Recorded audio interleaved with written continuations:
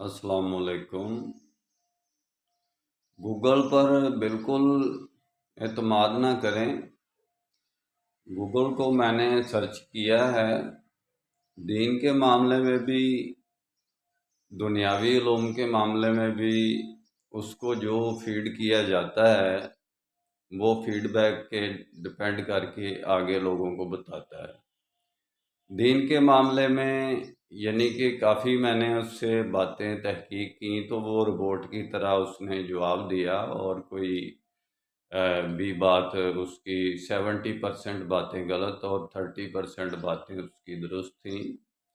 ऐसे ही नामों के बारे में कि इस नाम का क्या मानी है, मानी के आगे इल्म नजूम शुरू कर देता है। और इल्म नजूम में भी यानी कि आपको पता है हराम है इस्लाम में, उसने अलग से एक यानी कि बात बनाई हुई है कि ये मुस्लिमीन की कोई जमात थी तो उसने इल्म नजूम को हराम करार दे दिया, तो इसलिए हम तो ये पेश कर रहे हैं।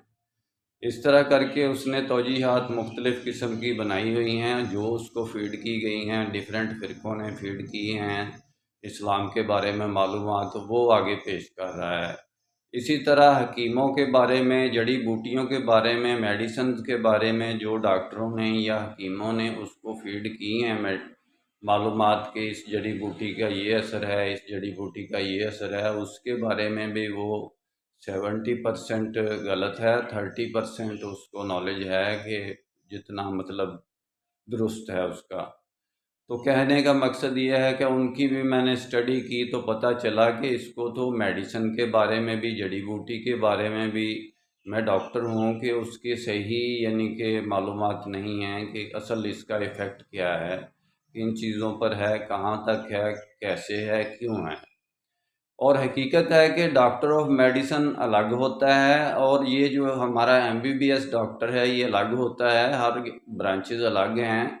तो मालूमात कैसे उसकी गूगल की सारी दुरुस्त हो सकती हैं, उन मालूमात की बुनियाद पर हम आपस में झगड़ा करते हैं। और उन मालूमात की बुनियाद पर जो कि उसको डिफरेंट फ़िरक़ों ने, डिफरेंट आइडियाज़ ने आगे फीडबैक की होती हैं, उस पर हम एक दूसरे से बहन भाई आपस में घरेलू झगड़े और दोस्तों के झगड़े, नहीं नहीं गूगल ने तो ये कहा है, गूगल ने तो वो कहा है। ये गूगल यानी कि ये एक रोबोट है, ये इंसान नहीं है। अल्लाह ताला ने इंसान को अपना खलीफा बनाया है। जो इसकी अपनी ज़ाती रिसर्च है, जो इसने अपनी ज़ाती तहकीक की है, वो कोई मतलब दूसरी चीज़ जान नहीं सकती सिवाय इसके कि या आप कोई उस्ताद पकड़ लें या किसी भी इल्म के बारे में आप